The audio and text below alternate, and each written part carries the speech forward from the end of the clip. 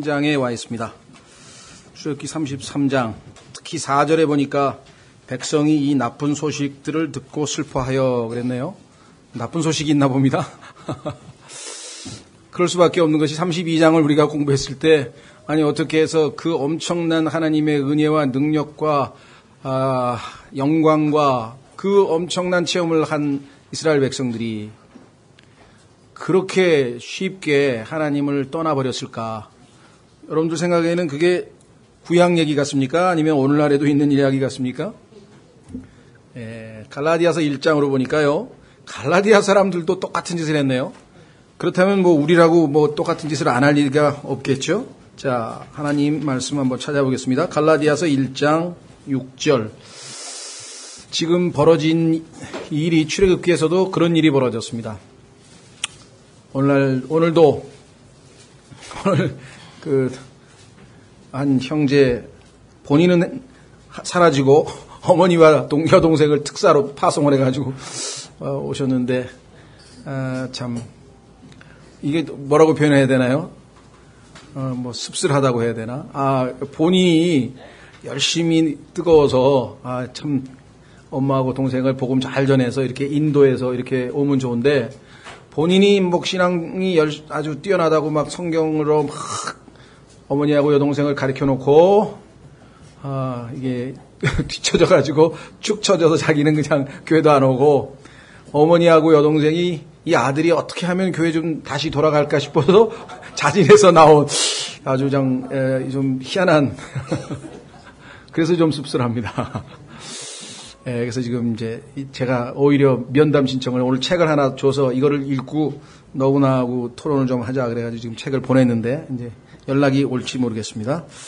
그러니까 빨리 본인이 덕을 세워야 되겠죠. 먼저 앞선 사람인데 자 갈라디아서 1장에 보면은요 6절 갈라디아서 1장 6절 그리스도의 은혜 안으로 너희를 부르신 분을 너희가 이렇게 속히 떠나 얼마나 빨리 떠났으면은 so soon이라 그랬나요? so soon 이렇게 빨리 속히 떠나 다른 복음으로 옮겨가는 것을 내가 이상히 여기노라. 근데 사실은 다른 복음이라는 게 없어요. 써있죠 밑에 7절 그것은 또 다른 참 복음이 아니며 다만 너희를 어지럽히고 그리스도의 복음을 왜곡하려 하는 자들이 더러 있도다. 이 출애굽기의 경우에는요 미혹을 받아서 떠난 것도 아니고요 조바심 때문에 떠났어요. 조바심 인내가 부족해서 자신들을 출애굽을 시킨 영웅 하나님의 일꾼 지팡이를 들고 촥 하면서 정말 수염을 휘날리면서 아주 뭐라 그럴까요 앞장서서 리더 역할을 했던 사람이 하나님을 만나러 간다고 올라가더니 우리말로 하몽차사가 된 거예요. 이게 안 오는 거예요. 그래서 지금 거의 40일쯤 돼서 조금만 참으면 올 건데 그걸 못 참아가지고 그냥 마지막 순간에 일을 그르치고 말았죠. 그래가지고 저걸 만들려고 그러는 거예요. 금송아지를. 애굽에서 보니까 그 금송아지가 상당히 효과가 있더라. 과거에 제가 복음을 전했어요. 복음을 일부러 전한 건 아닙니다. 성경 공부 모임에서 로마서 성경 공부를 했는데 한 분이 성경 공부를 할 때마다 울더라고요. 그래서 무슨 사연이 있나? 아니 뭐 죄 얘기만 나오면 그냥 눈물을 흘리는 거야. 죄를 얼마나 졌길래 도대체 이해가 안 가는데 하여간 그렇게 콧물 흘리면서 그래서 야 정말 은혜를 많이 받았나 보다. 근데 어느 날 간증을 한다는 게 어제 점치러 갔다 왔는데요. 천연덕스럽게 가만히 있어 내가 이거 잘못 들었나.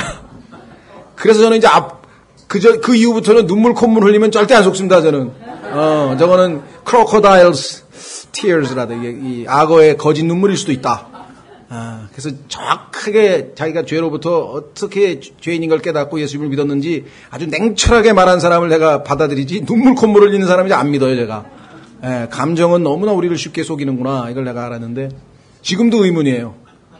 로마서를 배우면서 그렇게 많이 울었는데 왜 운 건지 구원을 받고 온 건지 안 받고 온 건지 지금도 퀘스천 마크가 붙어 있어요. 궁금해요. 나중에 하늘나라에서 만날 건지 못 만날 건지. 또 넥타이 선물 하나 받아가지고 넥타이만 보면 또 그 생각이 나더라고. 아니, 다른 생각이 아니라 구원 받았을까? 안 받았을까?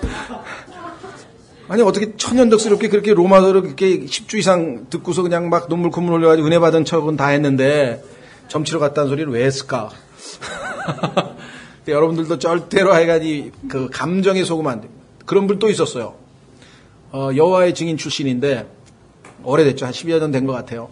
찾아와서 상담을 해요. 하면서 그냥 뭐 드디어 자기가 주님을 만났다 그러면 거기 또 눈물 콧물 흘린 얘기를, 그러니까 내 앞에서 눈물 콧물 흘린 건 아니고 그냥 그 기도원에서 기도하다만 눈물 콧물을 뭐 약간 막 폭포수 같은 쏟아가지고 뭐 수건이 몇 개가 졌고 막 그러니. 근데 나중에 보니까 엉뚱한 짓을 하는 거야. 지금도 또 퀘스천 마크, 이 사람 정말 구원 받았는데 미혹을 받은 건가? 아닌가? 지금 아직도 지금 그런 사람들이 꽤 있어요. 그래서 함부로 판단을 못 하겠더라고요, 제가. 그 중에는 아마 어떤 분은 진짜 구원 받았는데 미혹당한 사람, 성경에 보니까 아나니아와 삽비라 그런 사람이 있었죠. 예. 또 그 이외에도 성경에 보니까 대마같이 세상을 사랑해가지고 Greek Latin Civilization, 이 그리스 로마의 화려한 인류 문명, 이야, 이 좋은 현 세상을 놔두고 내가 왜 이 구렁동에 가서 성경 공부를 하고 앉았나? 이 좋은 세상을 놔두고 하면서 또 막 화려한 진출하시는 분 또 있잖아요. 그 대마 같은 사람들도 있을 거고. 근데 그 사람 성경에 보면 다 구원받은 사람들이거든요. 바울하고 선교팀을 이뤄가지고 막 아주 애써서 하던 분들이에요. 그래서 하여간 섰다 하면 언제 넘어질지 모르는데, 출애굽기에서 출애굽기 12장서부터 6월절 사건서부터 32장까지 얼마 시간도 안 됐어요. 근데 이렇게 많은 체험을, 여러분 보니 홍해 갈라지는 체험서부터 시작해가지고 이집트 군사 다 수장당하는 해서 그 다음에 던지니까 쓴물이 단물이 되고 엘림을 만나고 그냥 야 이건 뭐 엄청난 체험을 했는데 어떻게 이렇게 단시간에 참 이게 성경에서 말씀하시는 아담의 본성입니다. 인간의 성품은요 어떨 때는 너무 기가 막힌 행동도 자연스럽게 해버리는 게 지금 인간이기 때문에 특히 여러분이 여러분에 대해서 실망할 게 없어요. 여러분이 도저히 납득할 수 없는 죄를 졌다. 그래도 하나님 앞에 저는 원래 그런 사람입니다. 그래야지 다윗처럼. 여러분 다윗이 우리가 생각할 때 살인 저지르고 간음할 사람 같습니까? 시편을 읽어보면 이렇게 하나님에 대해서 깊이 아는 사람이 어디 있어요?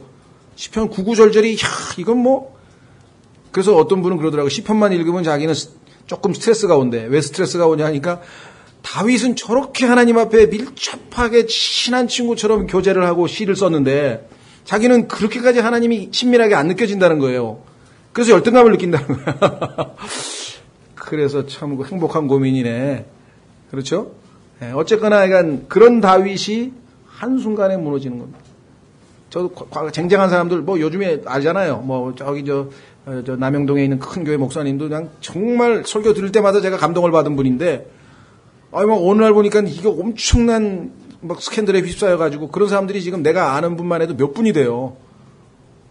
과거에 그분 설교를 즐겨 듣고 제가 도움을 받고 참 은혜 받았던 분들이 많은데 이건 뭐 언제 어떻게 될지 모르죠.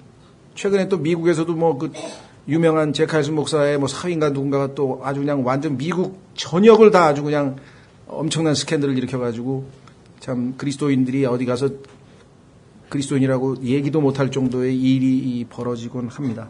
자, 어쨌거나 그래서 출애굽기 32장을 읽으면서 우리가 참 당혹스럽지만 이게 우리의 모습이다. 아차하면 넘어지는 것이고요. 그래서 성경에서 항상 깨어 기도하라. 긴장을 늦추지 말라는 얘기죠. 깨어 기도하라. 느슨하면 다윗이 어떻게 죄를 졌습니까?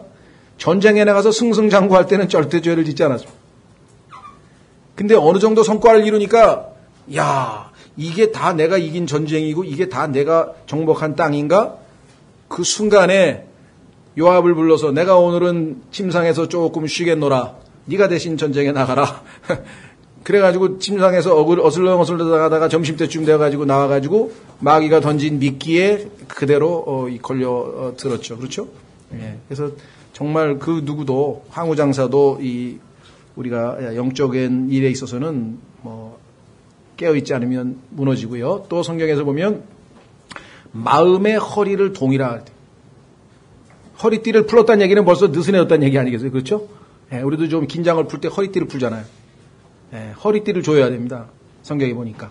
그렇죠? 마음의 허리를 동이라. 이게 주님께서 우리에게 또 명하시는 그런 거죠. 특히 마지막 때일수록 더 우리가 긴장해야 될 것 같은데요. 그래서 자, 오늘은 출애굽기 33장으로 갔는데 왜 슬프냐? 하나님께서 이렇게 큰 죄를 지은 자들을 그래, 너하고 나하고는 끝이다. 갈 길로 가라. 이렇게 하신 게 아니라 이들을 바로 잡아서 다시금 마음을 긴장시키고 주님을 따르도록 하려면 뭐가 필요하겠습니까? 예, 군대로 치면 빠따가 필요한 거예요. 군대로 치면 빠따가 필요한 순간이에요. 징계의 순간이 다가왔습니다. 그래서 하나님께서 참 사랑의 징계, 자 확인해 보겠습니다. 히브리서 12장. 여러분이 징계를 당할 때 그때가 정말 우리가 하나님 앞에 너무너무 감사한 순간이에요. 사실은 왜?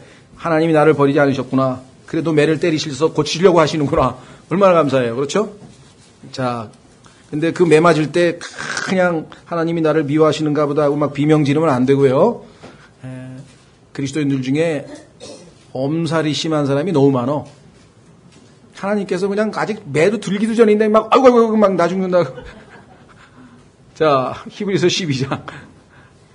히브리서 12장. 3절. 죄인들이 자기를 대적하여 이처럼 거역한 것을 견디어내신 분을 깊이 생각할지니. 사실 이 단어는 조금 자기를 대적했다라고도 이것 번역 잘못됐다고 하는 건 아닌데요. 조금 뉘앙스를 더 살리자면 모순이란 뜻입니다. 이게 contradiction인데요. such contradiction. 왜 주님께서 이 contradiction, 모순을 견디어냈냐라고 얘기하면요. 이분은 창조주시잖아요. 그런데 이 땅에 창조물에게 박해를 당하고 조롱을 당하고 뺨을 맞고 죽임을 당했어요. 이 세상에 이거보다 such, 여기 나와 있죠. 얼마나 그게 모순이면은 such란 말 썼잖아요. such contradiction. 그와 같은 모순. 그래서 이 모순이라는 용어를 저는 살리고 싶은데 조금 이제 문맥을 부드럽게 하기 위해서 이제 대적한 것 이렇게 얘기를 해서 그냥 여러분이 참조로 이 모순이라는 것도 뉘앙스를 살리면 역사상 가장 큰 모습은요. 생명의 창시자께서 그 생명을 준 자들에 의해서 자기가 생명을 준 자들에 의해서 죽임을 당하신 사건입니다. 이거보다 더 큰 모순이 있습니까? 여러분 인생에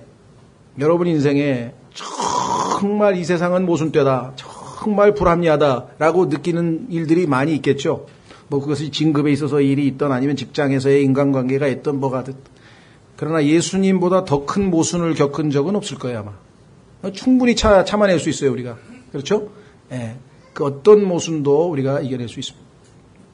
이 세상에 소위 똑똑하다라고 하는 이 철학자들, 성경에 따르면 사실은 똑똑한 것도 아닌데요. 세상 사람들은 그런 사람들을 좀 똑똑하다 그래요.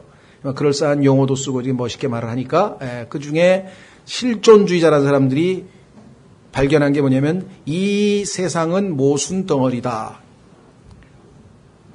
대단한 걸 발견한 것 같이 얘기하는데 너무나 당연한 걸 발견한 거 아닌가요? 이 세상에서 모순이 어디 한두 개인가요? 네. 왜 그런가? 창세기 3장의 타락의 순간부터 이 세상은 저주하에 놓이게 되고 모순하에 놓이게 된 겁니다. 예수 그리스도께서 오셔서 모든 것을 합리적으로 바로 잡아 놓는 세상, 그것이 목요일날 강의할 천년왕국이에요. 유토피아라고도 하고 세상 사람들은 아르카디아라고 했어요. 로마 시대 사람들은. 그 전에 그리스 사람들은 아틀란티스라고 그랬어요. 동양 사람들은 무릉도원이라고 그랬어요. 그렇죠? 정말 인간이 꿈꾸고 있는 그런 세상.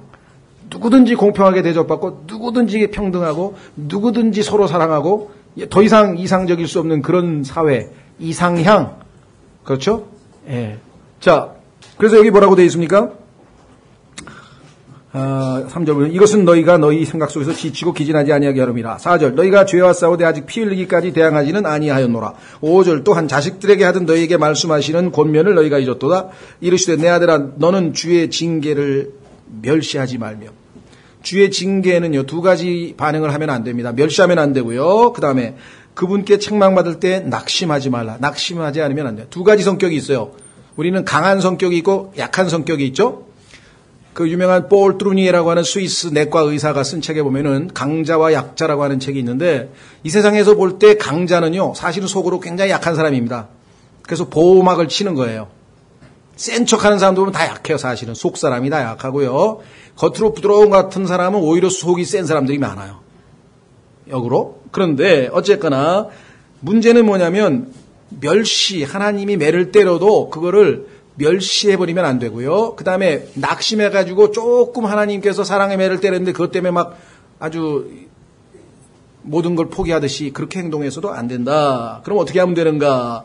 6절 주께서 사랑하는 자를 친히 징계하시고 징계를 받는 순간에 하나님의 사랑을 기억하라 이거죠. 하나님이 나를 사랑하시니까 여전히 관심을 가지고 계시는구나. 자신이 받아들이는 아들마다 채찍질하시느니라. 아, 아들이구나 내가.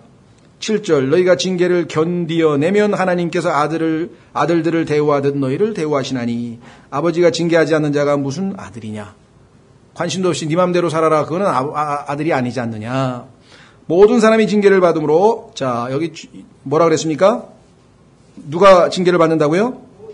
모든 사람이 징계를 받음으로 너희에게 징계가 없으면 너희가 사생하여 아들이 아니니라. 모든 사람이에요. 그러니까 나만 특별하게 하나님이 때린다든가 나만 특별히 그거 아닙니다. 우리는 늘 자기중심적으로 주관적으로 생각하기 때문에 자기가 가장 불행하고 자기가 가장 똑똑하고 항상 자기중심으로 이 온 우주가 돌아가는 것 같은데 거기에서 벗어나는 길은 성령 충만하는 길밖에 없어요. 성령으로 충만하면요 객관적이 돼요. 사람들이 하나님의 관점에서 모든 걸 판단할 수 있다. 오히려 더 냉철해지는 거예요. 성령 충만하게 되면은. 자, 그래서 또한 우리에게 있던 육체의 아버지들이 우리를 바로잡아도 우리가 그들을 공경하였거늘 우리 부모님들이 우리를 야단칠 때 공경하였거늘 하물며 영들의 아버지께서 성령으로 우리를 낳으셨으니까 영들의 아버지라고 그랬죠. 영들의 아버지. 영들의 아버지께서 우리 아버지께 우리가 더욱 복종하고 이로써 살아야 하지 아니하겠느냐. 진실로 그들은 며칠 동안 자기들이 기뻐하는 대로 오기를 증거하냐. 자기들이 기뻐하는 대로 했대요. 그래서 여기서 부모 자식 간의 싸움이 나는 거예요. 견해가 다른데 자식은 동의를 안 할 때도 부모님이 때로는 자기가 기뻐하는 대로 때릴 수가 있잖아요. 근데 하나님은 그러신 적이 없어요. 여기 보시니까 그분께서는 우리의 유익을 위해 하시나니 내적인 동기가 달라요. 아버지는 때로는 때리는데 기분이 나빠서 때려. 어딜 감히 나에게 권위에 도전하는 거야? 그렇죠. 특히 이 마초 근성이 강하신 아버님들은 자식들이 조금이라도 그냥 이렇게 뭐 말 대꾸라 달라면 그냥 성질 팍 쏟죠. 그렇죠? 예, 대꾸하는 것 자체를 못 참는 분이 있어요. 예. 근데 하나님은 우리의 유익을 위해서 하시나니 이것은 우리가 자신의 거룩함에 참여하는 자가 되게 하려 하심이라. 자, 문제는 어디에 있는가? 10절에 11절에 있습니다. 이제 어떤 징계도 그 당시에는 기쁘게 보이지 아니하고 슬프게 보이나. 그래서 슬픈 소식 때문에 출애굽기 33장에서 이스라엘 백성도 슬퍼했다 그랬어요. 매 맞으면서 웃는 사람은 없죠. 네, 슬픕니다. 그러나 그럼에도 불구하고 나중에는 그것으로 말미암아 단련된 자들에게는 exercised 훈련이 되면 그것이 의의 화평의 열매를 맺느니라. 그러면 열매를 많이 맺으면 내 아버지께서 영광을 받으실 것이요. 여러분과 제가 이 땅에 존재하는 목적은 하나님을 영광 드리려고 하는 것, 하나님을 기쁘시게 하려고 하는 것, 이 두 가지인데 결국은 하나님의 목적이 이루어졌잖아요. 열매를 맺었으니까, 의의 화평의 열매를 맺었으니까 하나님께 영광을 돌리게 되죠. 그리고 그분을 더욱 신뢰하고 살 테니까 믿음으로 하나님을 기쁘게 하죠. 믿음이 없이는 하나님을 기쁘시게 하지 못한다고 히브리서 11장 6절에 말했죠. 그럼 믿음으로 열매 맺는 삶을 살면 하나님께 영광을 돌리고 기쁨을 드리면 그야말로 우리가 존재하는 창조된 목적을 충만히 성취하고 사는 거예요. 자, 그래서 오늘 이렇게 그 사전에 상황을 좀 설명드리고 출애굽기 33장을 쭉 읽어가겠습니다. 자, 어떤 방식으로 지금 징계가 내렸는가?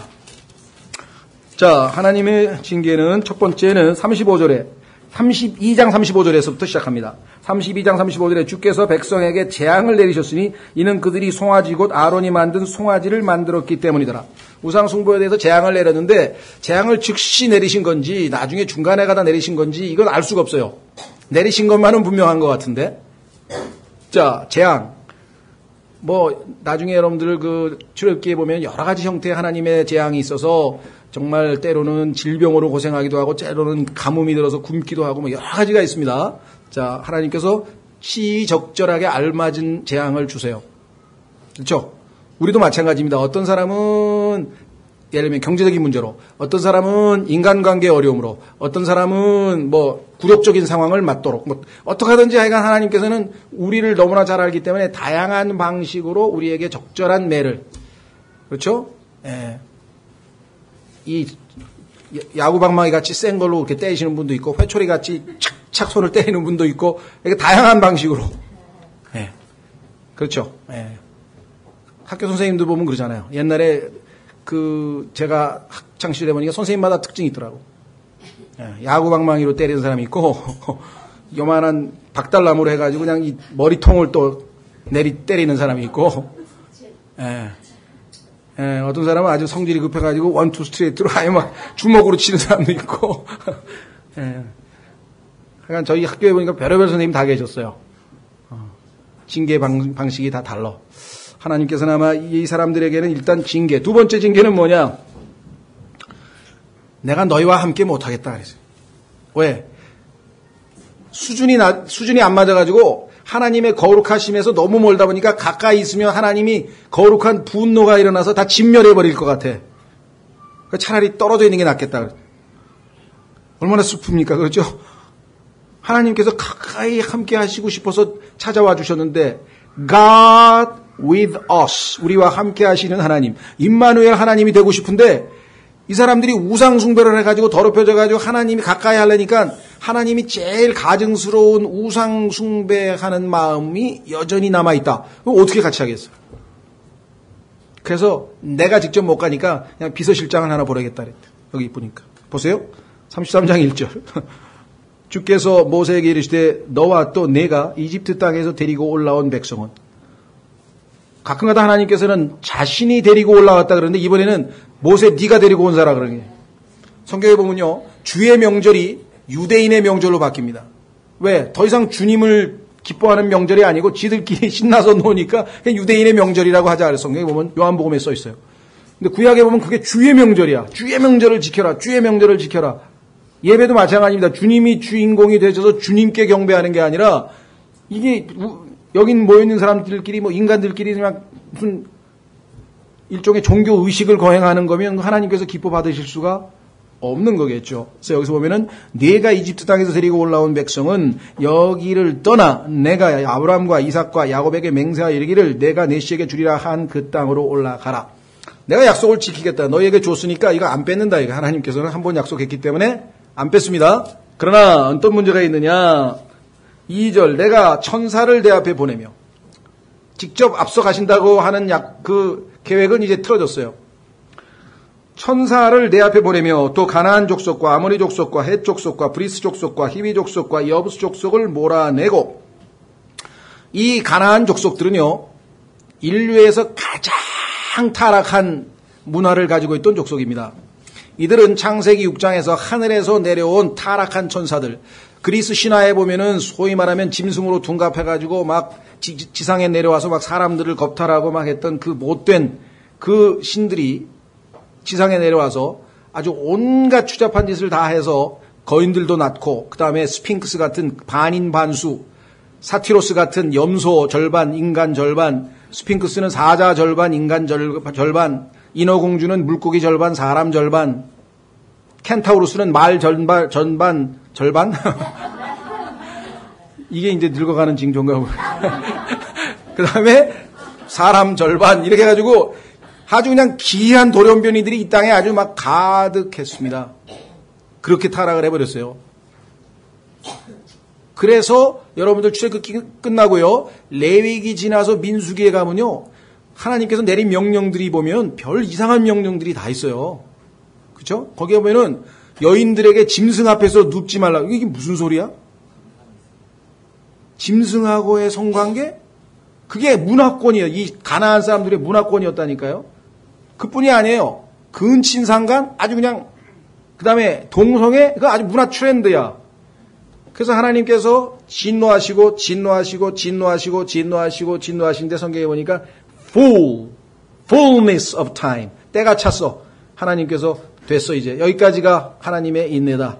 그러면 이들을 징계하시기 위해서 하나님께서는 누구를 사용하시는가? 이스라엘 백성들을 출애굽시켜서 이들을 가나안으로 보내서 이들을 모조리 다 진멸시키기 위해서 이스라엘 백성이 하나님의 도구로 쓰임을 받는 겁니다.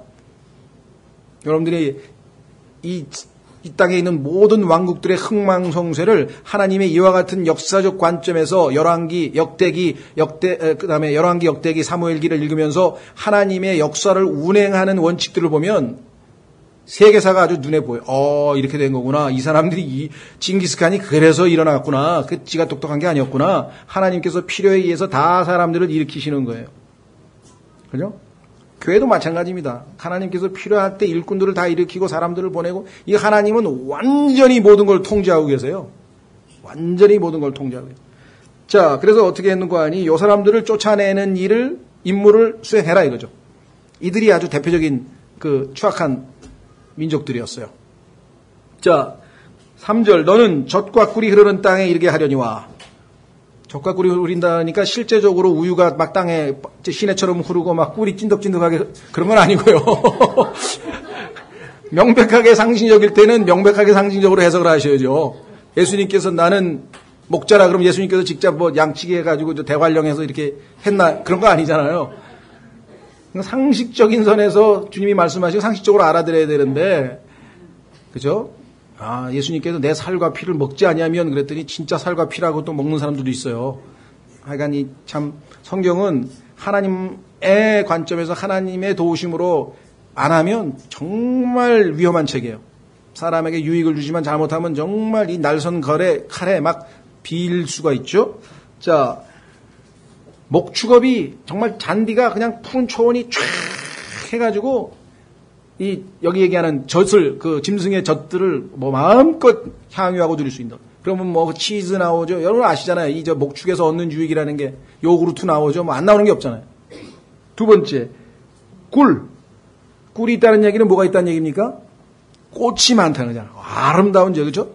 꽃들이 있어가지고 그 꽃봉오리에서 꿀들이 돌아다니면서 벌들이 돌아다니면서 꿀을 다 따가지고 이렇게 해가지고 그야말로 무릉도원 직전 정말 너무나 아름다운 거죠. 얼마나 농사가 잘 됐는지 포도 한 송이를 뱄는데 클러스터 한 송인데 두 사람이 어깨에다 메고 하대. 포도 한 송이가 그 정도로 풍요로운 땅이었다는 거죠. 하나님께서 거기를 보내주시려고 지금. 자, 문제는 어디 있냐? 너는 목이 뻣뻣한 백성이므로. 이때도 목 디스크가 있었네? 해필이면 제가 목 디스크를 알아가지고 하나님 앞에 목이 뻣뻣한 백성이 돼서 빨리 이걸 치료해서 목이 부드러운 사람이 돼야 되는데. 성경에 보니까요, 하나님께서 표현하시는 방법이 참 재밌어요. 목이 뻣뻣해. 안 굽혀. 예. 수그러들어야 되는데 벼가 익으면 수그러드는데 익질 않았어. 성숙이 안 됐다는 것을 스스로 입증하는 거죠. 두 번째, 마음이 단단해. 심장이 돌덩이 같아. 그런데요, 성경에 보면은 진짜 심장이 돌덩이 같은 존재가 하나 있어요. 성경에. 한번 확인해 볼까요? 제 기억이 맞다면 한번 확인해 보겠습니다. 욥기. 여러분들 심장이 단단한 거 안 좋은 겁니다. 부드러운 마음이어야 돼. 하나님은 부드러운 마음을 원하시는데 마음이 아주 딱딱해서 하나님의 말씀에 씨앗이 들어갈 틈이 없어. 단단해가지고 이게 들어가질 않아. 자, 제 기억으로는 아마 욥기 40장쯤에 보면은 그의 심장에 대한 얘기가 어디나? 예, 맞습니다. 이 신학원 나오니까 벌써 이렇게 성경을 딱 찾으시잖아요. 그래서 신학을 이렇게 벌써 딱 어제로 졸업하셨는데 벌써 이렇게 효과가 있는데요. 자, 욥기 41장 24절. 그의 심장은 돌처럼 단단하고 참으로 맷돌의 아래판같이 단단하도다. 그런데 이게 누구냐면 리워야단이라는 사람이에요. 사람이 아니죠. 41장에 보면은 리워야단인데 이 리워야단은 어떤 장가 한번 보세요. 34절. 41장 34절. 그는 모든 높은 것을 바라보는 자요. 낮아지라 그랬는데 높은 것을 바라보는 자요. 모든 교만한 자녀들을 다스리는 왕이니라. 하나님의 백성인 자가 교만하면 스스로 마귀의 신하로서 자기 스스로를 갖다가 인정하는 꼴이 되는 거죠. 그렇죠? 자, 다시 돌아오십니다. 목이 뻣뻣한 백성이므로 내가 길에서 너를 소멸시킬까 염려하노라. 함께 있기가 거북한 거예요. 이거보다 답답한 노릇은 없죠. 하나님께서 우리 같은 자를 찾아오셨다고 했잖아요. 여러분들 성경에 그 찾아오신다는 말 한번 확인해 보겠습니다. 시편 2절. 2편 죄송합니다. 8편 죄송합니다. 2편이 아니고 8편. 시편 8편에 보면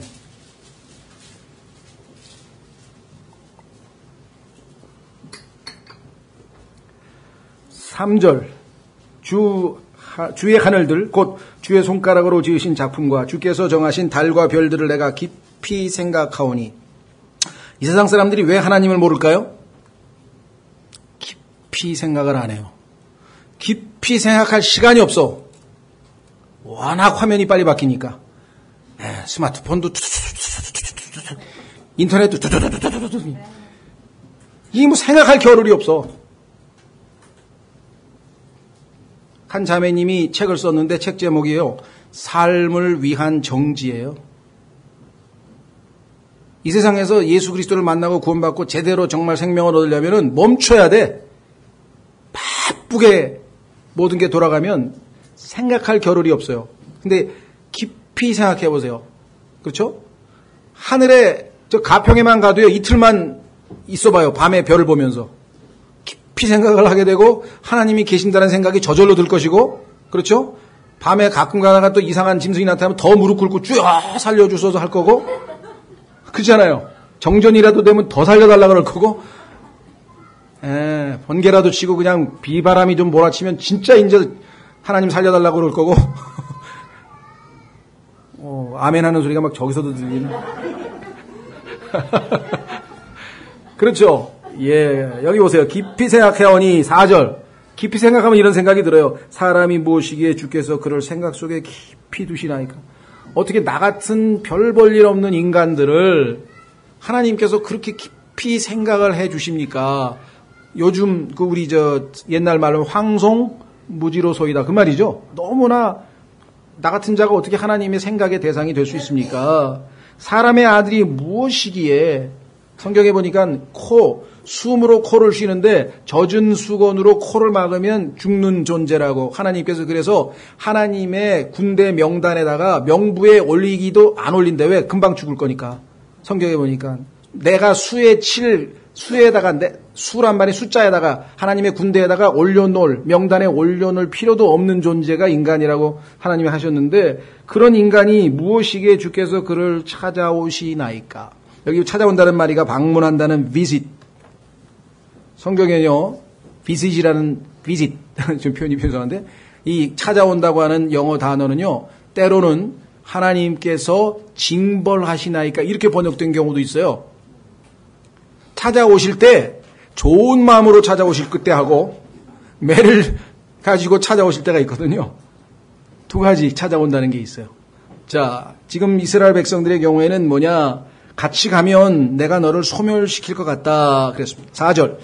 출애굽기 33장 4절. 백성이 이 나쁜 소식을 듣고 우리와 함께 하시던 하나님께서 직접 가시기 싫다고, 잘못하면 죽을 것 같으니까 천사를 대신 보내게 된, 여러분 생각에는 이게 백성을 위한 것입니까? 아닙니까?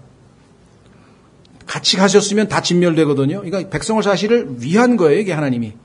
때로는. 그렇죠? 여러분 창세기 3장에서 하나님께서 너로 인하여 땅이 저주를 받았다 했을 때 우리 생각할 때는 머릿속에 1차적으로 들어오는 것은 뭡니까? 너가 원인이 돼서 네가 죄를 지어서 그 죄 때문에 애꿎은 땅도 저주를 받았다. 우리 보통 이렇게 해석을 하는 경향이 있는데 그것도 틀린 말은 아니에요. 근데 사실 두 번째가 더 의미가 있어요. 그것은 뭐냐면 너로 인하여 너 때문에 내가 땅을 저주를 줄 수밖에 없다. 왜? 그렇지 않으면 네 안에 죄성이 있을 것이고 땅이 지금처럼 풍요롭게 가시가 안 나오고 참 원래 하나님이 창조했던 것처럼 풍요로움을 내면 너는 이 일을 안 할 것이고 레저 타임만 즐길 것이고 그러면 죄를 더 지을 것이고 점점 타락할 것이고 그러면 하나님에게 더 벌을 받을 것이고 땅을 저주하신 이유는 뭐예요? 땀을 흘려야 겨우 먹고 살게 하나님이 해놔야 어떻게 덜을 죄를 짓는 거예요. 그나마 하나님께서 지켜볼 만한 거예요. 그래서 원래 성경적인 노동은요. 6 곱하기 12 낮에 일하는데 낮이 12시간이거든요. 그러니까 72시간 노동이에요. 일주일에. 지금 40시간도 뭐 못하면서 뭐 40시간 하나요? 8, 5, 40. 그러면서도 뭐 아직도 뭐 레저가 부족하고 타임 뭐 더 휴가를 달라 그러고 뭐 출산 뭐 무슨 휴가라 그러나 저기 남자들도 요즘에 무슨 그런 휴가 있잖아요. 뭔 휴가를 달라 그러고 뭔 휴가를 하는데 우리나라가 지금 72시간 노동으로 바뀌면 어떻게 되겠습니까? 국민 소득이 아마 상당히 오르겠죠? 예, 상당히 오르고 죄악은 아마 한 200% 다운이 되겠죠? 죄 짓는 사람들 줄어들 거고. 그렇죠? 그 다음에 의료보험 줄어들 거예요. 왜? 땀 흘려 일하면 독이 몸에서 빠져서 약 먹을 필요 없어요. 병원에 안 가요. 성경대로 해서 손해볼 일이 단 하나도 없어요. 하나님은 다 우리를 위하여 해놓은 겁니다. 땀 흘려서 일하라 그래서 왜? 너는 지금 이미 죄를 지었기 때문에 네 몸 안에는 지금 독소가 쌓이게 되면 자동으로 몸을 해치게 돼 있어.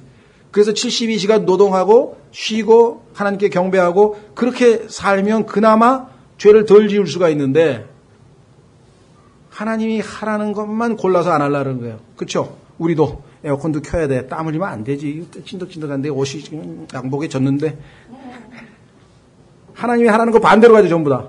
창세기 한번 읽어보세요. 인간이 한 짓하고 하나님이 써놓은 거하고 비교해보면요. 처음 반대로 가요. 우리는.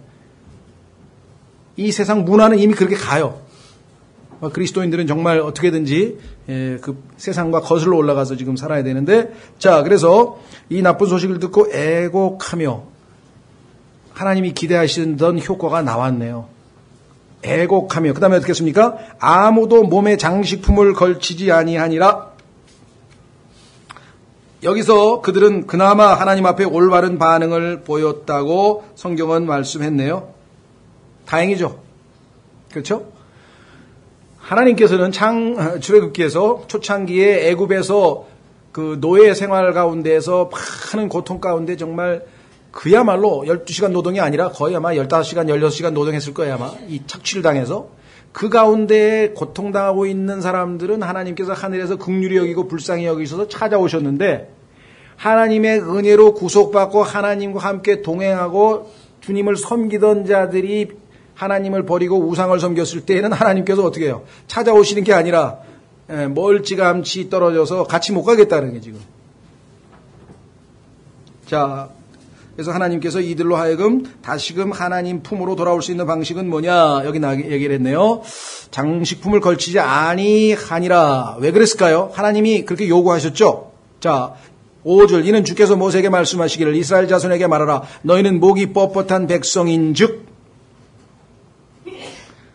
내가 순식간에 내 가운데에 임하여 너를 소멸시키리니 그러므로 이제 내게서 장식품을 제거하라. 그 징계를 받지 않으려면 장식품을 제거하라. 겉으로 뭐 그럴싸하게 꾸민 거 여러분들이 이게 하나님 앞에 자기 자신을 가리우기 위해서 하는 모든 행위 그것이 무엇이 됐든 간에 자기의 선한 행위가 됐던 아니면 종교의식이 됐던 아니면 뭐가 됐든 간에 다 털어버리고 있는 모습 그대로 하나님 앞에 나와야 된다는 것이죠. 네, 있는 모습 그대로 하나님 앞에 나오는 것입니다. 다윗이 그야말로 죄를 짓고 나서 내가 그래도 이스라엘 백성의 왕인데 하나님 여기서 백성들 다 오늘 앞에서 무릎 꿇고 비참하게 이렇게 기도해야 되겠습니까? 뭐 등등 그런 체면치레 그런 거 없어요. 나단이 지적을 하니까 그 순간 다윗이 그냥 회개해버린 거예요. 하나님 앞에. 그렇죠? 자, 그래서 이스라엘 자손에게 말하라. 너희는 목이 뻣뻣한 백성인즉 내가 순식간에 내 가운데 임하여 나를 소멸시키려니 그러므로 이제 내게서 내 장식품을 제거하라. 그리하면 내가 내게 무슨 일을 할지 알겠노라 하셨기 때문이더라. 그래서 그 말씀에는 순종했습니다. 여러분들 베델로 올라가던 그 창세기 34장인가요? 야곱의 그 가족들도 다 장신구를 갖다가 그 나무 밑에 묻었죠? 한번 확인해 보겠습니다. 창세기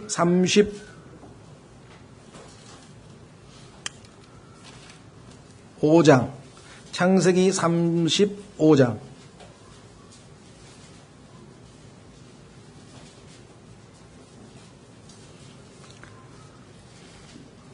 1절. 하나님께서 야곱에게 이르시되 일어나 베델로 올라가서 벳엘 하나님의 집이죠. 히브리어죠. 히브리어 벳엘. 거기 거하며 내가 내 형 에서의 얼굴을 피하여 도망하던 때 내게 나타났던 하나님에게 거기서 제단을 쌓아라 하시니 다시 하나님과의 교제가 회복되고 있습니다.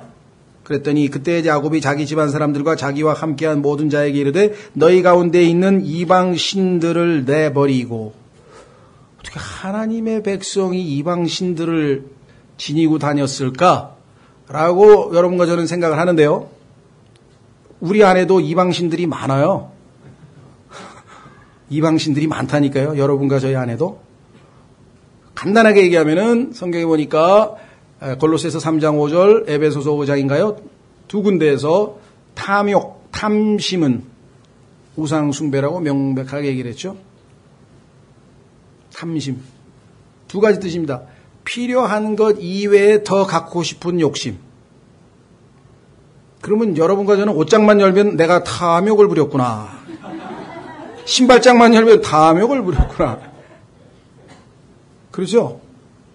필요한 건 아니고 내가 좋아하는 거 너무 많잖아요. 지금 필요한 것 이상으로. 그 다음에 두 번째, 내 마음에 1번이 하나님이냐 이거죠. 1번이 하나님이 아니고 자식인 사람도 있고 돈인 사람도 있고 권력인 사람도 있고 쾌락인 사람도 있고 별의별 사람 다 있죠. 그렇죠? 각자 자기의 뭔지는 모르지만 하나님이 2번이고 뭔가 1번이 앞에 있어. 이런 사람들은 다 하나님의 질투의 대상이 되는 거예요. 하나님은 항상 우리의 1번이 되기를 원하시는 거예요. 하나님이 나의 삶의 1번이 되면 참 자유를 맛보고 참 행복을 맛보고 하나님의 창조한 목적대로 충만한 삶을 살 수가 있습니다. 결국 누구에게 복이 됩니까? 나에게 유익이 되는 거예요. 하나님이 자기가 뭐 욕심이 많아서 난 항상 누구에게서 최고로 베스트로 사랑받아야 된다. 그게 아니라 결국은 그것이 우리에게 유익이 되는 것이에요. 왜? 인간은 하나님을 섬기든지 그 이외에 뭔가를 섬기든지 둘 중에 하나예요. 중립으로 있을 수가 없다고. 인간의 본성상. 그래서 하나님께서 1번으로 놓일 때 우리는 진정한 의미에서 정말 여기서 지금 보면 모든 걸 다 어떻게 했습니까? 자, 신들을 버리고 정결하게 하고 옷을 갈아입으라. 3절. 우리가 일어나 베델로 올라가자. 하나님의 집으로 올라갈 때는 어떻게 됩니까? 나의 고난의 날에 응답하시고 내가 가던 길에서 나와 함께 하신 하나님께 내가 거기서 제단을 쌓으려 하노라. 하나님께 경배하러 갑니다. 그 전에 해야 될 일이 있어요. 4절. 그들이 자기들의 손에 있던 모든 이방신과 자기들의 귀에 있던 모든 귀고리를 야곱에게 주니 야곱이 그것들을 세겜 옆의 상수리 나무 밑에 숨겼더라. 하나님 앞에 나올 때는 모든 걸 다 내려놓고 있는 모습 그대로. 지금 이스라엘 백성이 그나마 모세에게 명하신 하나님의 말씀대로 장신구를 다 뗐습니다. 그런데 사실은 그 장신구를 가지고 뭘 했었습니까? 이거 다 던져가지고 금송아지 만들었던 재료 아니었어요, 그게? 자, 그 다음에 우리는, 몇 절입니까? 6절. 이스라엘 자손이 호렙산 옆에서 자기들의 장식품을 몸에서 제거하니라. 자, 7절. 모세가 성막을 취하여 진영 밖에 쳐서 세 번째 징계는 뭐냐? 첫 번째, 두 번째, 그 다음에 세 번째는 여러분도 아시다시피 성막. 이 성막은 출애굽기 35장에서 짓기 시작합니다. 지금 설계도만 받았어요. 그러니까 아직 성막이 없어요. 그럼 이 성막은 뭐냐? 그것은 하나님께서 임시로 모세와만 단독으로 만나시던 그런 장소예요. 그런데 그게 원래는 진영 안에 있었어요. 이스라엘 백성들의 캠프가 있으면 그 캠프 안에 중심에 있었어요. 근데 하나님께서 이스라엘 백성들이 우상을 섬기고 마음이 더럽혀졌기 때문에 같이 있을 수가 없어. 하나님은 거룩하시기 때문에 불편하죠, 마음이. 진영 밖으로 저쪽으로 가지고 가라. 자, 그래서 7절. 옛날에 누구죠? 이성계가 방원이 미워가지고 복수할 때 어떻게 했습니까? 함흥으로 가버렸잖아요. 그러니까 왕이 그냥 이게 뭔가 캥기는 거지. 그죠? 아버지가 같이 안 있고 절로 갔으니까 사람들이 보기에는 자기가 지금 불효를 저지르고 있고 뭔가 이게 그렇죠? 이스라엘 백성도 지금 하나님이 캠프 안에 같이 계셔야 되는데 모세하고만 따로 만난다고 저쪽으로 가지고 가라. 자, 진영 밖에 쳐서 진영과 멀리 떨어지게 하고 그것을 회중의 성막이라고 부르니라. 주를 찾는 자는 다 진영 밖에 있던 회중의 성막으로 나갔으며 모세가 성막으로 나갈 때에는 온 백성이 일어나 저마다 자기 장막문에 서서 모세가 성막에 들어갈 때까지 그를 바라보았더라. 이 문맥으로 봐서는요, 진영 밖에 있던 회중의 성막으로 나간 사람들하고 완전히 헌신하기 위해서 그냥 자기 성막에 남아있던 사람하고 이게 이제 구분돼 있죠? 끝까지 남아있던 사람 나중에 보니까 여호수아인데요. 자, 두 진영으로 지금 나눴어요. 8절 모세가 성막으로 나아갈 때 온 백성이 일어나 저마다 자기 성막문에 서서 모세가 성막에 들어갈 때까지 그를 바라보았더라. 모세가 성막에 들어갈 때 구름 기둥이 내려와 성막문에 섰으며 주께서는 모세와 말씀하시니라. 할 수 없이 멀리서 바라봐요. 지난번에는 중심에서 항상 바라봤는데 이제는 멀리서 백성들은 그냥 있을 수밖에 없는 상황이 됐죠. 온 백성은 성막문에 구름 기둥이 서 있음을 보고 일어나 저마다 자기 장막문에서 경배하였더라. 이 하나님의 임재 앞에서 경배하지 않을 존재는 없죠. 더더군다나 이들은 지금 장신구를 버리고 나름 마음을 돌이키고 있는 상황입니다. 자, 11절 주께서는 마치 사람이 자기 친구와 이야기하듯 모세와 얼굴을 마주 대하여 말씀하시니라. 그는 다시 진영으로 돌아왔으나 그의 종 곧 눈의 아들 청년 여호수아는 성막 밖으로 떠나지 아니하였더라. 자, 모세가 하나님을 만나는 장면이 여기에 나와 있네요. 그렇죠? 예. 자, 이사야서 3장으로 가보시면은 이사야 3장으로 보면은 이스라엘 백성들이 장신구를 다 뗐잖아요, 아까. 근데 이번에는 장신구를 잔뜩 다는 장면이 나와요. 정반대의 모습이 나와요. 하나님 앞에서 우리의 마음 상태가 어떤 건가 한번 보세요. 이사야서 3장 16절.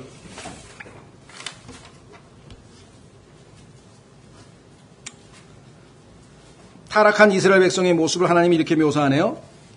또 주께서 이르시되 시온의 딸들이 오만하고 앞으로 내민 목과 이게 목을 쭉 뽑는 게 별로 안 좋은 건가 보네. 그 다음에 음탕한 눈으로 걸으며 주님께서 음탕한 눈으로 걸으며 요즘에 보니까 약간 그 잠언에도 보니까 5장에 길에서 이 젊은 청년 사냥하려고 아주 그냥 폼 잡고 서 있는 여자들 있잖아요. 우리나라 요즘에 아마 나타난 것 같아요. 난 처음에 어디죠? 하여간 오래전에 스페인에서 돌아오다가 호주가 아니라 오스트리아 비엔나를 들렸는데 거기에 가니까 길거리에서 정말 그렇게 막 그 이상한 복장을 하면서 막 그런 사람들이 아주 난 처음에 저 왜 길에 나와 있나 그랬어요. 그게 우리는 이렇게 뭐라나 이게 홍등 가라 그래서 아예 그게 있고 그 근처에서 어슬렁거리잖아요. 근데 이게 아니라 그냥 명동 대거리에 사거리에 나와 있더라니까. 야, 이게 선진국인가? 네. 보세요. 음탕한 눈으로 걸으며 나다닐 때 점자를 빼고 걸으며 발로는 딸그랑 소리를 낸다 하시는도다. 요 딸그랑 거리는 게 난 잘 모르겠네. 자매님들이 좀 17절 주께서 시온의 딸들의 정수리를 상처 딱지로 치시며 주께서 그들의 은밀한 부분들을 드러내시리라. 그날에 주께서 그들의 발에서 딸그랑 소리를 내는 화려한 장식과 장식품이구나. 그 다음에 머리에 망사 그 다음에 달같이 생긴 둥근 머리 장식과 하나님께서 모르시는 게 없죠? 사슬 아시죠 여러분들? 이 여자들 보면 이게 막 요즘에 사슬로 된 뭐 이렇게 그 다음에 팔찌와 얼굴 가리개와, 얼굴을 망사로 쫙 가리잖아요. 또 그래야 뭐 귀부인 같잖아요. 그 다음에 모자와, 이 모자가 본넷이에요. 본넷이 뭡니까? 자동차 본넷 아세요? 본넷. 19절에 사슬이 뭔지 아세요? 체인. 여기 웬 자동차 용어가 그렇게 많이 나보세요? 체인, 본넷. 그 다음에 머플러 나오죠, 거기. 얼굴 가리개가 머플러네, 머플러. 자동차에 머플러 있죠? 예, 그 다음에, 본넷. 그 다음에 이제 다리 장신구와 머리띠와 헤어밴드. 그 다음에 납작한 보석과 그 다음에 귀걸이와 반지와 코장신구와 요즘에 코 끼고 다니는 사람은 점점 늘어나대. 그 다음에 여러 벌의 예복과 그 다음에 겉옷과 어페럴, 여기 어페럴, 요즘에 어페럴 회사 많대 보니까. 그 다음에 머리 수건과 곱슬곱슬하게 하는 핀과 23절, 그 다음에 거울과 고운 아마포 옷과 두건과 베일들을 제거하시리라. 이렇게 많이 걸치고 하나님 앞에 나가면요, 하나님 앞에 경배하러 온 겁니까? 폼 잡으러 온 겁니까? 여러분들이 정말 겸손한 마음으로 하나님 앞에 완전히 정말 벌거벗은 상태에서 있는 모습 그대로 죄악된 모습으로 하나님 앞에 나와야 성경에서 하나님 말씀대로 하나님께서는 상한 심령을 받으신다는 것이에요. 예배하러 올 때 우리의 마음 자세, 이 땅에서의 마음 자세, 이거 나중에 자세하게 더 공부하고 싶으신 분은요, 다운로드를 받아서 이사야서 3장 요 부분을 보면 제가 좀 비교적 재밌게 강의를 해놓은 게 있으니까 한번 좀 참조를 하시면 좋을 것 같으네요. 왜 자동차 이 용품이 왜 이렇게 많이 나오는가? 벌써 짐작하시죠? 자동차 모델 보면 벌써 여기서 한 거하고 비슷하게 하고 나와. 자동차 이렇게 옆에 서 있는 여자들이 있잖아요. 그렇죠? 하여간 하나님께서 모르시는 게 없어요. 성경에 보면 다. 그래서 성경은 영적인 사람은 모든 걸 판단한다는 얘기. 일어나는 현상은 다 성경에서 보면 답이 다 있어요. 뭐든지. 자, 그 다음에 넘어가셔서 우리가 타락한 성도와 하나님과 교제하고 있는 성도 둘로 쪼개졌죠. 아까 딱 분리가 돼 있었잖아요. 그렇죠? 예. 자, 아까 말씀드린 것처럼 우상숭배는 탐심이라고 그랬어요. 그리스도인들에게는. 자, 그런데 이 탐심에 있어서 성경에 보면 하나님께서 가장 우리가 해야 될 것 중에 하나가 음식하고 그다음에 이 옷입니다. 그래서 하나님께서는 먹을 것과 입을 것이 있은즉 만족하라 그랬어요. 얼마나 이 두 가지가 오늘날 현대 사회에서 그렇죠? 이 두 가지가 우리에게는 아주 영적으로는 부정적인 역할을 합니다. 그러니까 풍요로움, 우리 민족을 하나님이 축복해서 잘 먹고 잘 살아서 가난에서 벗어난 거는 참 감사한 일인데 그거를 우리가 거기에 도취되게 되면 영적으로는 잘못하면 위험한 상황이 발생하게 된다는 것이에요. 여기도 지금 이 주님께서도 먹을 것과 입을 것에 대한 경계를 말씀하셨고 지난번에 말씀드린 소돔의 죄악에서도 보니까 빵의 풍성함이 나왔잖아요. 교만, 그 다음에 뭐예요? 빵의 풍성함, 그 다음에 게으름의 풍성함. 먹을 게 많으니까 이제 게을러져. 그 순서대로 가더니 나중에 뭐예요? 아무것도 재밌는 게 없어. 그러니까 뭐 어떻게 해요? 가증스러운 짓을 하는 거예요. 자극적인 걸 하는 거예요. 그래서 소돔의 현상이 소위 말하면 동성애라고 하는 게 그렇게 시작이 된 거예요. 처음에는 그거 자체를 하려고 하는 게 아니라 하나님께서 주시는 정상적인 것에서 인조이 할 수 있어야 되거든요. 디모데전서 한번 확인해 보겠습니다. 디모데전서 6장에 보면은 우리가 이 땅에서 하나님이 주신 것 인조해야 할 게 너무나 아름다워요. 그렇죠? 여기 거리공원만 걸어가 보세요. 그냥 꽃송이 하나서부터 시작해가지고 전부 다 인조해야 할 게 많아요. 바닷가만 가도 조금 나가서 산에 여기 뭐 북한산에만 가도 정작 하나님께서 우리에게 인조해야 할 수 있는 건 다 놔두고 쓸데없는 것들을 우리가 탐하는 거죠. 그걸 탐심이라. 자, 디모데전서 6장 보십시오. 뭐라고 얘기하는가? 8절. 디모데전서 6장 8절. 북한 그리스도인들이 기도하는 내용 지난번에 들으셨죠? 남한에 있는 형제 자매님들이 물질적인 풍요 가운데 느슨해져서 영적으로 심히 타락하였사오니 주여 그들을 회복시키시옵소서. 이게 북한 동포들이, 북한 형제들이 우리를 위해서 기도하고 있는 기도문이에요. 그 소개가 됐어요. 영적으로 분별력이 있잖아요. 자기들도 알잖아요. 이 물질적인 풍요가 우리에게 영적으로 얼마만큼 쉽게 무너뜨리는가. 2만 달러 넘고 나서는 기독교 그 교인 수가 줄어들고 있습니다. 지금 통계적으로 1200만까지 갔다 지금 850만으로 내려왔어요. 소득은 올라가는데 숫자는 줄어들어요. 왜? 영적인 일은 물질적인가 반대로 가니까. 8절 먹을 것과 입을 것이 있은즉 우리가 그것으로 만족할 것이니라. 그러나 부유하게 되고자 하는 자들은 사람들을 파멸과 멸망에 빠지게 하는 시험과 올무와 여러 가지 어리석고 해로운 욕심에 떨어지느니라. 부유하게 되고자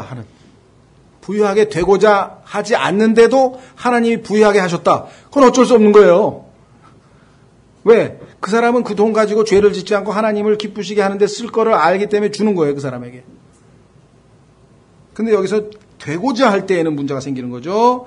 10절 돈을 사랑함이 모든 악의 뿌리이니 어떤 자들이 돈을 어떻게 했다고요? 탐내다가 믿음에서 떠나 잘못하고 많은 고통으로 자기를 찔러 꿰뚫었도다. 17절 이 세상에서 부유한 자들에게 명하여 그들이 마음을 높이지 말고 확실치 않은 재물을 신뢰하지 말며. 부유한 자들에게 돈 다 갖다 버려라. 그게 아니고 좋은 일에 쓰라 이거예요. 하나님을 신뢰하라 이거예요. 돈을 신뢰하지 말고. 왜? 그건 확실하지가 않으니까. 확실치 않은 재물이라 그랬잖아요. 신뢰하지 말며 오직 살아계신 하나님 곧 우리에게 모든 것을 어떻게 주신다고요? 풍성히 주사 누리게 하는 인조이하게 하시는 분을 신뢰하게 하고. 어떤 분들은 그리스도인들은 마치 금욕주의자 같아서 중세 어떤 그런 금욕주의적인 생각을 가지고 인조이하는 게 아주 옳지 않은 것 생각하지만 아닙니다. 하나님께서는 그리스도인들만이 올바르게 인조이할 수 있는 사람들이에요. 우리는 이 자연 세계 속에서 하나님이 만드신 그 신묘막측한 작품 하나하나를 보면서도 감격과 기쁨을 만끽할 수 있는 사람들이거든요. 그렇죠. 그 자체가 아니잖아요. 그것을 만드신 하나님을 생각하고 이걸 만들어 나를 기쁘게 하시려고 하는 하나님의 마음을 생각하고 그 솜씨를 생각하고. 그렇죠. 예. 자, 그래서 인조이에 대해서 우리 살펴봤죠. 자, 그 다음에 하나님과 교제하는 성도를 예표하고 있는 모세의 모습. 그것은 뭡니까? 친구처럼 하나님과 대면했다. 친밀한 관계. 예수님께서 내가 너희를 더 이상 종이라고 하지 아니하고 친구라 하겠다고 요한복음에서 말씀하셨죠. 확인해 봅니다. 요한복음에서 주님은 여러분과 저를 친구로 대하시겠다.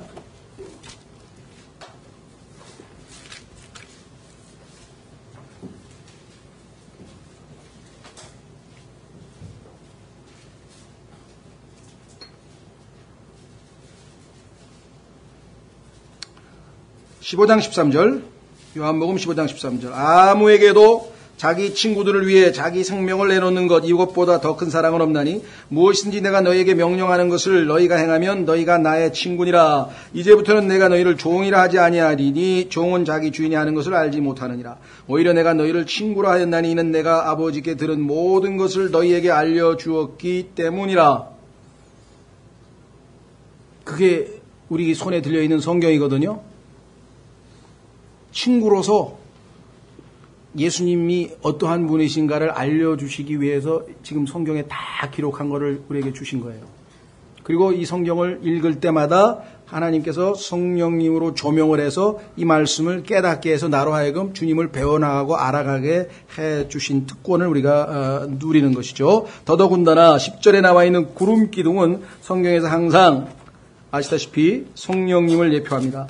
우리 안에 내주하시는 성령님께서 하나님의 말씀들을 다 깨닫도록 인도해 주신다. 모든 진리 가운데로 인도해 주신다. 그뿐이 아닙니다. 예수 그리스도를 예표하고 있는 여호수아가 성막에 그대로 머물러 있어요. 이 모든 것들이 우리에게는 영적으로 큰 교훈이 되는 것을 보게 되겠죠. 자, 그래서 우리는 다음 시간에 12절서부터